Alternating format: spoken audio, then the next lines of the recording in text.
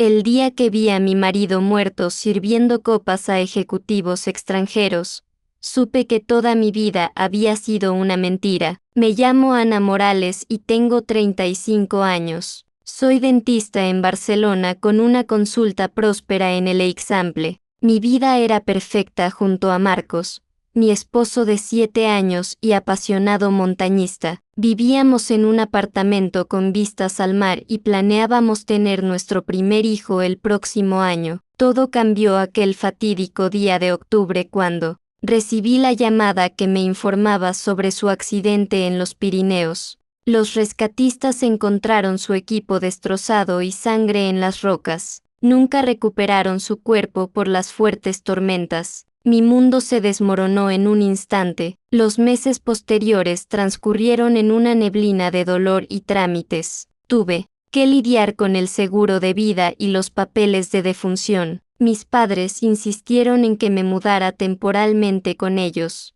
El vacío que Marcos dejó parecía consumirme por completo. Regresé al trabajo más por necesidad que por deseo. Los pacientes me miraban con esa incómoda compasión reservada para las viudas jóvenes. Establecí una rutina mecánica para sobrevivir al duelo, trabajo, casa, ocasionales visitas a la tumba simbólica que le hicimos en el cementerio pobleno. Mi amiga Carmen, documentalista y directora, intentaba sacarme de casa con frecuencia. Finalmente cedí cuando me invitó al Festival de Cine de Sitges. Era la premier de un documental sobre rutas turísticas innovadoras en España. El auditorio estaba repleto de críticos y turistas entusiastas. La película mostraba destinos poco conocidos y experiencias exclusivas para viajeros adinerados. Mi mente divagaba mientras en pantalla aparecían playas secretas y restaurantes de lujo. Entonces lo vi y el tiempo se congeló a mi alrededor.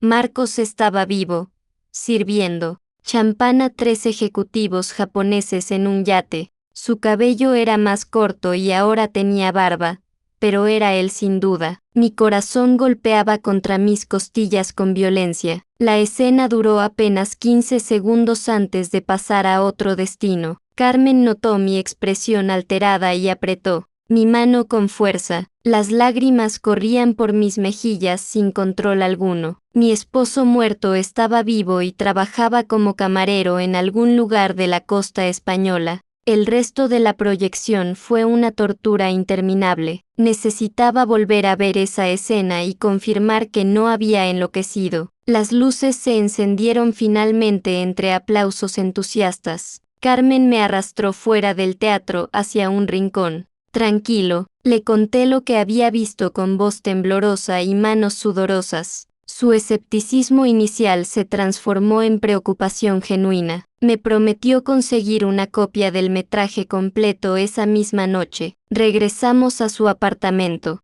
en Barcelona casi sin hablar durante el trayecto. Las horas siguientes fueron eternas mientras Carmen hacía llamadas y enviaba mensajes. Finalmente recibió un enlace privado con el material sin editar. Revisamos las grabaciones durante horas hasta encontrar la secuencia del yate. Allí estaba Marcos, sonriendo y atendiendo a los clientes con familiaridad. La fecha de grabación indicaba hace apenas 3 semanas. Mi esposo muerto llevaba vivo al menos varios meses sin decirme nada. El dolor inicial se transformó lentamente en una rabia ardiente. Había llorado su muerte durante un año completo. Me había sumido en una depresión devastadora mientras él comenzaba una nueva vida. Carmen sugirió contactar inmediatamente a la policía, pero algo me detuvo. Necesitaba entender por qué lo había hecho antes de exponerlo. La traición era demasiado profunda para actuar impulsivamente. Decidimos investigar por nuestra cuenta antes de involucrar a las autoridades.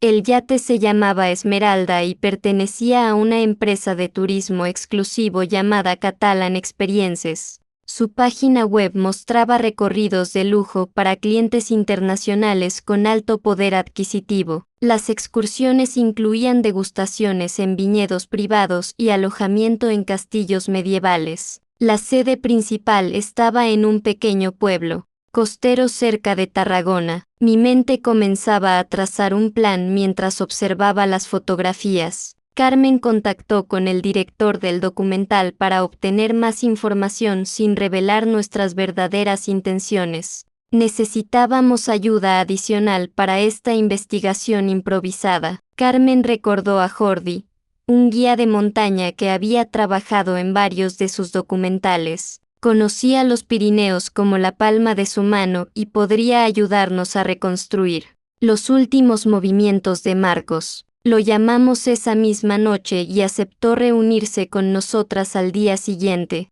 El insomnio me acompañó hasta el amanecer mientras las preguntas se multiplicaban en mi cabeza. Jordi llegó a la cafetería con un semblante serio y ojos cansados. Le mostré una foto de Marcos y confirmó haberlo visto en los senderos montañosos varias veces. Según Jordi, mi esposo frecuentaba rutas poco transitadas con pequeños grupos de extranjeros. Siempre parecían personas adineradas con equipamiento de primera calidad. Lo más extraño era que a veces descendían con una persona menos de las que habían subido. Jordi lo había atribuido a cambios en los planes turísticos. Un escalofrío recorrió mi espalda ante esta información perturbadora. Carmen y yo intercambiamos miradas de preocupación mientras Jordi continuaba hablando. Recordaba específicamente el día del supuesto accidente de Marcos. No hubo tormenta alguna en esa zona del Pirineo como habían reportado los rescatistas. El clima había sido excepcionalmente estable esa semana. Alguien había mentido deliberadamente sobre las condiciones meteorológicas para justificar la falta del cuerpo. Decidimos comenzar nuestra investigación visitando la sede de Catalan Experiences. Carmen preparó una historia convincente sobre un documental de turismo exclusivo. Yo me mantendría en segundo plano como su asistente usando gafas oscuras y peluca. El riesgo de ser reconocida por Marcos era real, pero necesitaba ver con mis propios ojos. Jordi se ofreció a seguir indagando entre los montañistas locales sobre las actividades sospechosas en los Pirineos. La oficina de Catalan Experiences ocupaba una villa restaurada con vistas al Mediterráneo. Los jardines perfectamente cuidados y la decoración minimalista respiraban exclusividad y discreción. La recepcionista nos recibió con una sonrisa ensayada mientras Carmen explicaba su interés profesional. Nos ofrecieron un recorrido por las instalaciones mientras esperábamos al gerente. Cada habitación exponía fotografías de clientes satisfechos en entornos idílicos. Busqué desesperadamente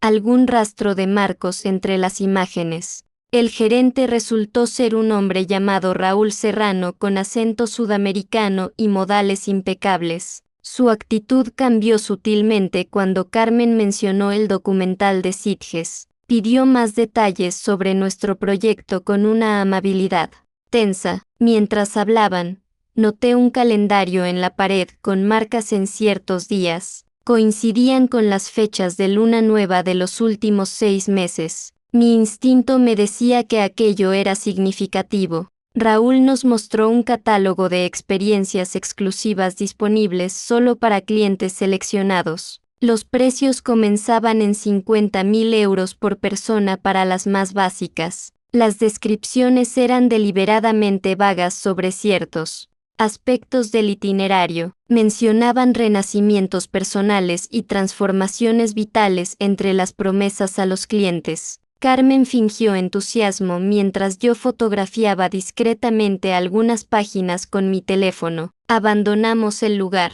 con tarjetas de presentación y promesas de contacto futuro. Ya en el coche, compartimos nuestras impresiones con creciente alarma. Algo siniestro ocurría bajo la fachada de turismo de lujo. Decidimos visitar uno de los viñedos mencionados en el catálogo. Se encontraba en el interior de Cataluña, cerca de un pequeño pueblo medieval. Carmen condujo mientras yo revisaba las fotos tomadas en la oficina. Un nombre aparecía repetidamente en los documentos: Dr. Fernández. Aparentemente era el encargado de valorar la aptitud de los clientes para ciertas experiencias. El viñedo Más Oliveras se ubicaba en un valle solitario rodeado de colinas. La antigua masía había sido convertida en una bodega boutique con instalaciones médicas modernas según su página web. Explicaban estas últimas como parte de un programa de enoturismo terapéutico para ejecutivos estresados. Llegamos al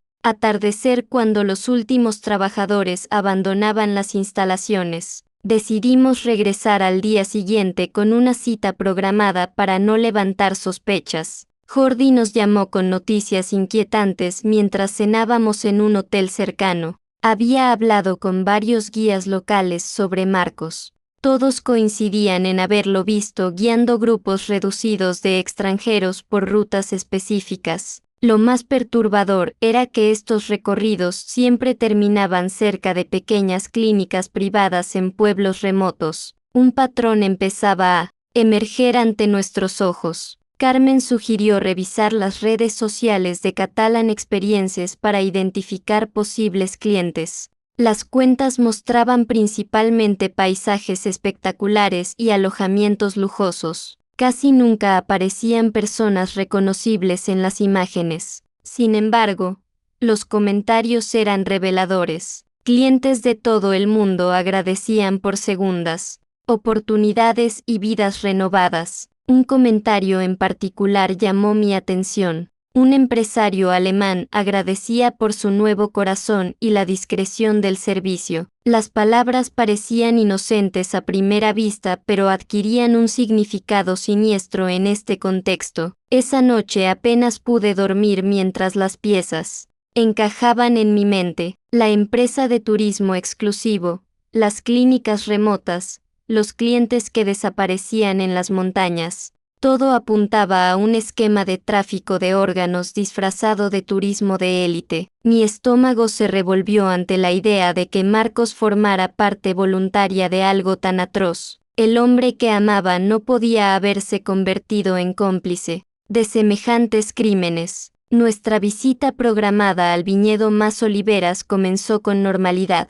La guía nos mostró las instalaciones tradicionales de elaboración de vino con entusiasmo. Todo cambió cuando pedimos ver las modernas instalaciones médicas mencionadas en su web. La guía titubeó visiblemente antes de informarnos que esa área estaba reservada para clientes especiales. Carmen insistió mostrando su credencial de directora de documentales. Finalmente accedieron a mostrarnos únicamente la sala de recepción médica. El doctor Fernández nos recibió personalmente en un despacho decorado con diplomas internacionales. Su acento argentino y maneras afables contrastaban con la frialdad de sus ojos. Nos explicó su programa de turismo médico como una combinación de enología y tratamientos rejuvenecedores. Mientras hablaba, noté fotos enmarcadas en su escritorio. En una de ellas aparecía junto a Raúl Serrano y otros médicos en un congreso. La siguiente imagen me heló la sangre completamente. Marcos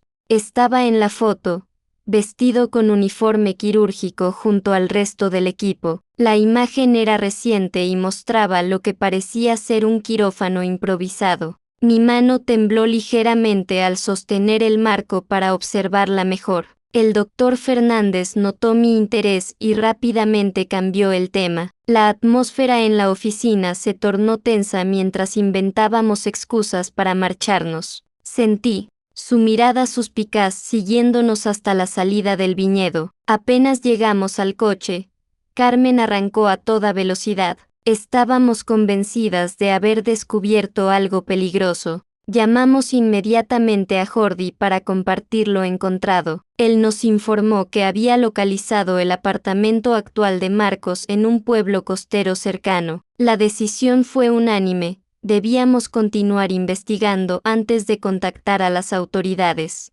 Necesitábamos pruebas concretas sobre sus actividades criminales. El apartamento de Marcos estaba en un edificio modesto frente al puerto. Observamos el lugar durante horas desde una cafetería cercana sin señales de su presencia. Finalmente, decidimos entrar aprovechando que conocía el método de Marcos para esconder llaves de repuesto. Efectivamente, Encontré bajo una maceta en la escalera de emergencia. Con el corazón latiendo desbocado, abrimos la puerta y entramos en la nueva vida de mi supuesto difunto esposo. El lugar era austero y apenas tenía elementos personales. Una laptop en el escritorio captó inmediatamente nuestra atención. Carmen logró desbloquearla adivinando la contraseña basada en información que le proporcioné. Los archivos estaban mayormente encriptados, pero encontramos una carpeta de fotografías accesible. Las imágenes mostraban a Marcos en diversos escenarios montañosos con clientes extranjeros. En algunas aparecía junto al doctor Fernández en lo que parecían evaluaciones médicas improvisadas.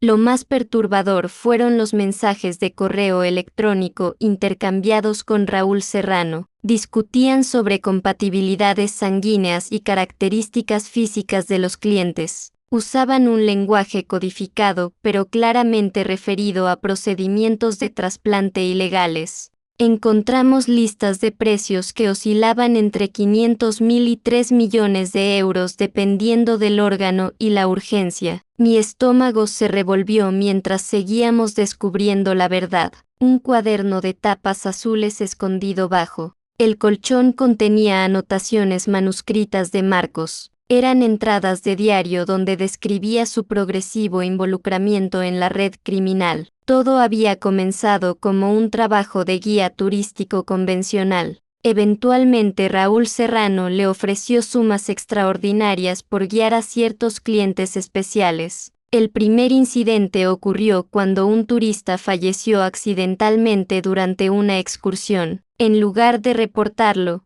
aprovecharon sus órganos. Para un cliente rico desesperado, las páginas revelaban la transformación moral de Marcos. Sus justificaciones iniciales sobre salvar vidas con órganos de personas fallecidas evolucionaron hacia algo más siniestro. Comenzaron a seleccionar turistas solitarios con características físicas específicas para satisfacer demandas de clientes adinerados. La culpa inicial se transformó en racionalización fría. Los montos económicos mencionados eran astronómicos. Mi esposo había vendido su alma por dinero mientras yo lloraba su muerte ficticia. Las últimas páginas mencionaban planes para expandir la operación hacia Europa del Este. Había mapas de senderismo con anotaciones crípticas sobre puntos de recogida y entregas. También encontramos documentación falsa a nombre de Carlos Mendoza,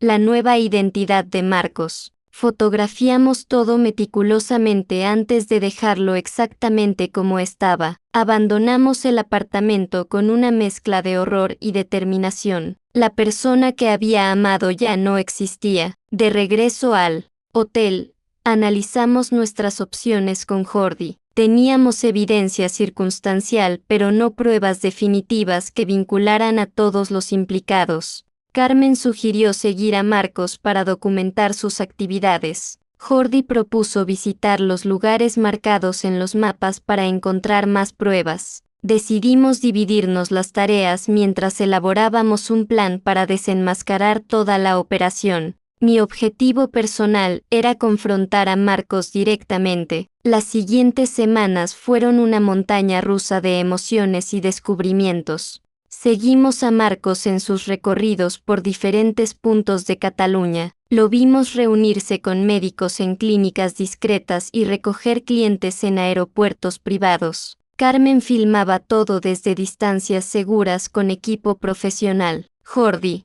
exploraba las rutas montañosas marcadas en los mapas y encontró lo que parecían puntos de encuentro camuflados en medio del bosque. Descubrimos un patrón en las operaciones que coincidía con las fases lunares. Las excursiones fatales siempre ocurrían durante luna nueva. Esto explicaba las marcas en el calendario de la oficina principal. La próxima luna nueva sería en apenas 5 días. Interceptamos comunicaciones que indicaban una operación importante programada para esa fecha. Marcos guiaría personalmente a un grupo de 3 clientes asiáticos y un turista americano por una ruta en Montserrat. El perfil del turista americano encajaba perfectamente con los anteriores objetivos. Hombre solitario, buena condición física, sin familiares cercanos. Esperándolo, Jordi conocía perfectamente la ruta que tomarían y los puntos donde solían ocurrir los desvanecimientos de los turistas.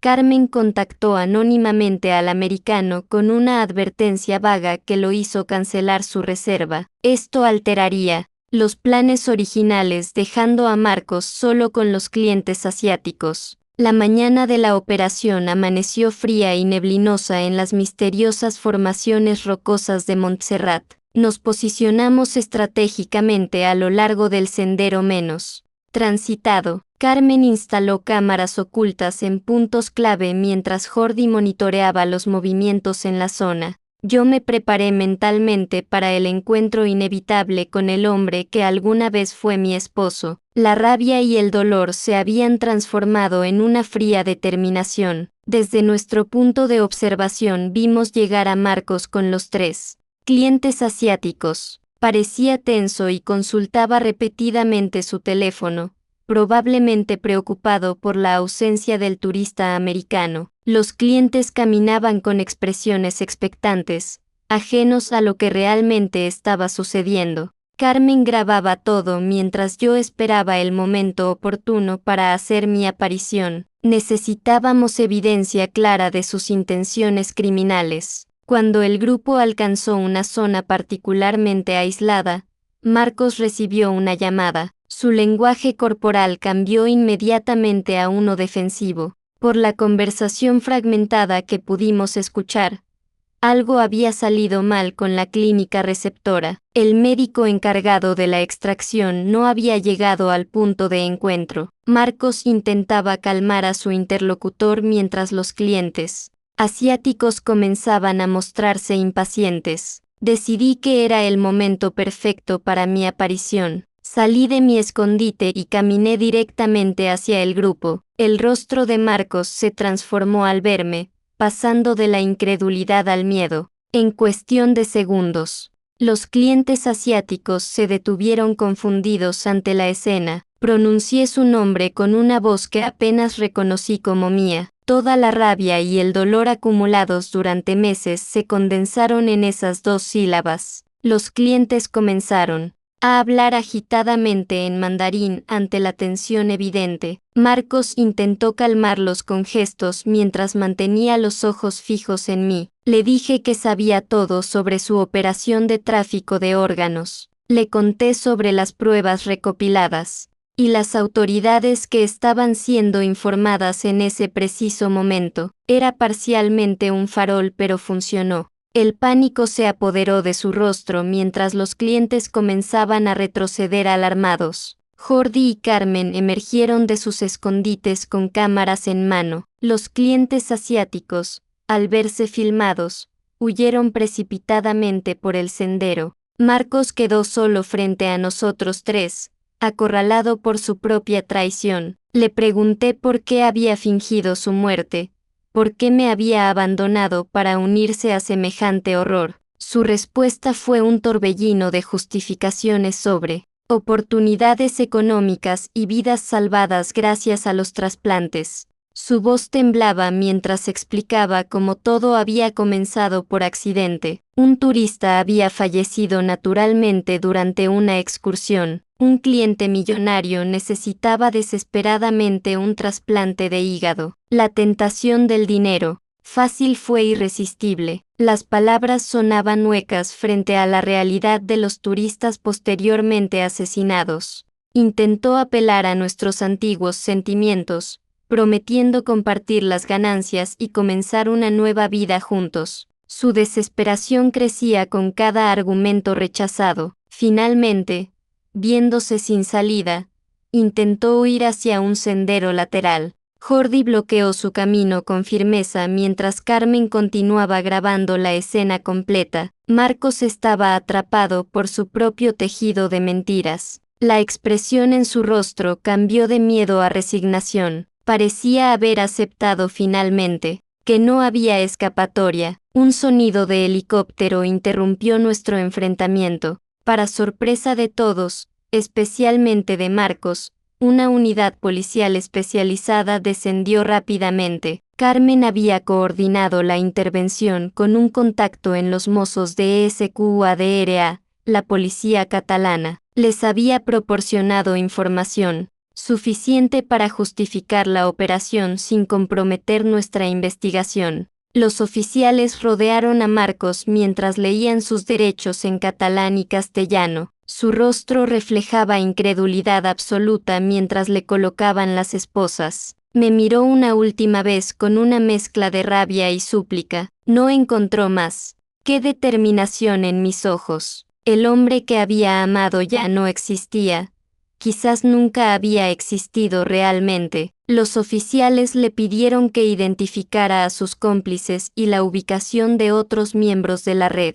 La desesperación lo llevó a cooperar inmediatamente, mencionando nombres y direcciones. Las siguientes 72 horas fueron un torbellino de declaraciones policiales e identificaciones. La red de tráfico de órganos resultó ser más extensa de lo que imaginábamos. Involucraba a médicos respetados, empresarios turísticos y funcionarios corruptos. Las autoridades realizaron redadas simultáneas en varias propiedades asociadas con Catalan Experiences. Encontraron quirófanos clandestinos, documentación de trasplantes ilegales y cuentas bancarias en paraísos fiscales. El doctor Fernández fue capturado intentando huir del país con documentación falsa. Raúl Serrano se entregó voluntariamente ofreciendo información a cambio de reducción de condena. Las investigaciones revelaron al menos 17 turistas asesinados durante los últimos 3 años para extraer sus órganos. Los clientes receptores eran principalmente magnates asiáticos y jeques árabes dispuestos a pagar fortunas por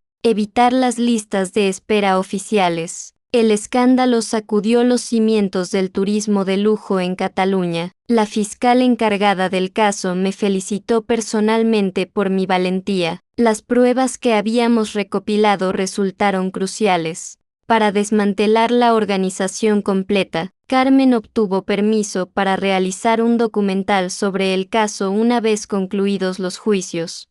Jordi fue reconocido por su conocimiento del terreno que permitió localizar fosas clandestinas en zonas remotas de los Pirineos. Yo solo sentía un profundo vacío donde antes había existido amor. Los periodistas me acosaban constantemente para obtener declaraciones exclusivas. Rechacé todas las entrevistas y peticiones de colaboración en libros sobre el caso. Necesitaba procesar lo sucedido en privado antes de compartirlo con el mundo. Los titulares eran suficientemente explícitos sin mi contribución. La red de turismo mortal que operaba en los idílicos paisajes catalanes fascinaba morbosamente al público. Preferí mantenerme alejada del circo mediático. El juicio mediático se extendió durante meses con revelaciones cada vez más escabrosas. Marcos aceptó todos los cargos en un intento de obtener una sentencia reducida. Me miró desde el banquillo de los acusados durante su declaración final. Pidió mi perdón entre lágrimas, afirmando que todo comenzó como una forma desesperada de obtener el dinero que creía necesitábamos para nuestra vida juntos. No encontré consuelo alguno en sus palabras. El tribunal lo condenó a 25 años de prisión por múltiples cargos de homicidio y tráfico humano. Durante el proceso judicial,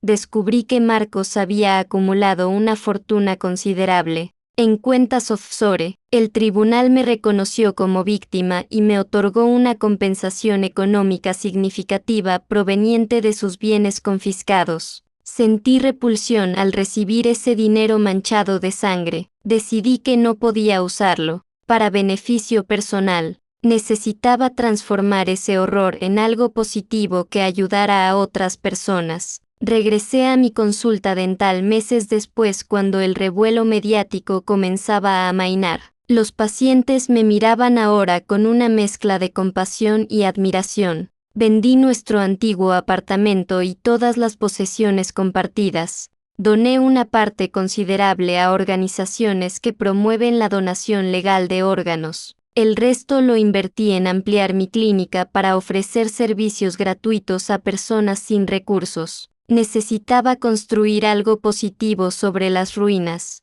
de mi vida anterior. Establecí una fundación dedicada a prevenir el turismo médico ilegal. Organizamos campañas informativas dirigidas especialmente a turistas solitarios. Jordi colaboraba dando charlas sobre seguridad en montaña y señales de alerta. Carmen produjo varios documentales educativos sobre los peligros del mercado negro de órganos. Juntos habíamos convertido nuestra traumática experiencia en una misión para proteger a otros potenciales objetivos. Han pasado 2 años desde aquel encuentro en Montserrat. Carmen completó su documental sobre el caso y ganó varios premios internacionales. Jordi estableció un programa de vigilancia vecinal en rutas montañosas para prevenir actividades sospechosas. Yo continúo reconstruyendo mi vida día a día, aprendiendo a confiar nuevamente en las personas. El proceso ha sido lento y doloroso, pero cada día es ligeramente más luminoso que el anterior.